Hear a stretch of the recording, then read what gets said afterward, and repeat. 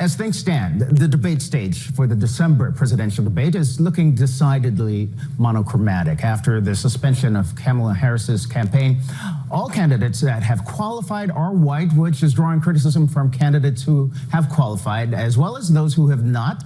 A recent piece from The Atlantic suggests the problems presented by the absence of visible minority candidates in the Democratic primary go beyond motivating turnout. They affect what gets most talked about in the campaign. So joining me right now is Edward Isaac Dover, a staff writer for The Atlantic and the author of that piece. Also with me, Danielle Moodie Mills, who is the host of the WokeAF Daily and the podcast, and the co-host of the Democracy-ish podcast as well, and all blinged out here on a Sunday. So let me start with you, Isaac, and all of this, because as things stand, all candidates participating in the next debate will be white. How does this impact the public view of the Democratic Party? Well, the Democratic Party is getting more black, more brown, getting younger, getting more female as far as the electorate is concerned, and the Democratic primary debate stage that we're going to see in about a week and a half on December 19th in Los Angeles is going to be all white, with the exception, I guess, of you say Bernie Sanders is Jewish, Tom Steyer is half Jewish, and Elizabeth Warren obviously has claimed and recanted some Cherokee heritage, but that's it. Otherwise, it is a white stage, and it was not a white race to begin with. Notably, this was the most diverse field in the history of presidential politics, and over the course of it, not just in the way that's reflected on the debate stage, the frontrunners in the debate are all white. Okay, so from a color standpoint, they're all white, but let's step back for a little bit, because and do some contextual history here, because you have two women that will be on the debate stage. You also have an openly gay candidate that will be there on the debate stage, and based on history, there's a little bit of diversity there.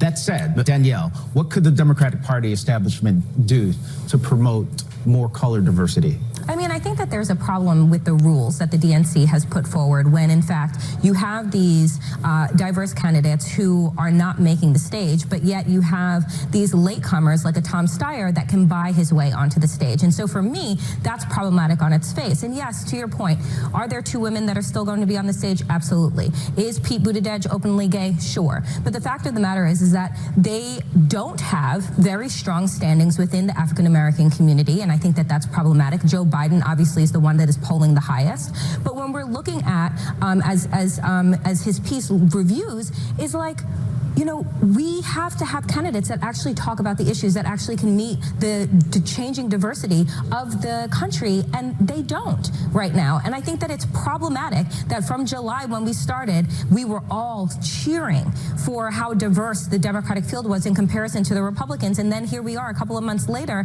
and I'm like, what happened here? And we should be concerned whether or not that will actually turn off people of color from voting and their enthusiasm, which we actually need. That said, Edward, we've had about 5 debates. We've had people of color on the debate stage, and I think it was only one debate that the issues that actually came up involving many minority groups. So does it really matter having the representation there on the stage?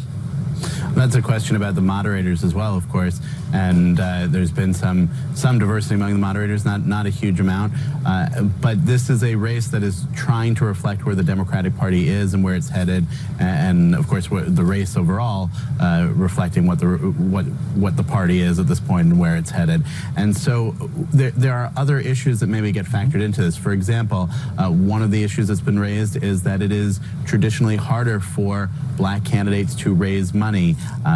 Part of the qualifications for making the debate stage is a number of online donors, and that is something that some of the candidates have said is harder for people who don't have that level of a fundraising base that's been built up over years, or that naturally goes that way.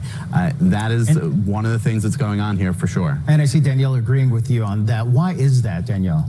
I mean, I think that it has always been difficult for candidates of color to be able to raise money as well as for women, because we have to go back to the conversation that happens, which is around electability and where people are going to put their money. And unfortunately, that isn't with women and it isn't with people of color. And so that fundraising gap that the DNC has, that's the problem, where you can have a Bloomberg and you can have a Steyer come in and you have other candidates that are qualified in so many other ways that are struggling. All right, we'll leave it there. Danielle Moodie Mills and Edward Isaac Dover, thank you. Appreciate it, guys. Thank you.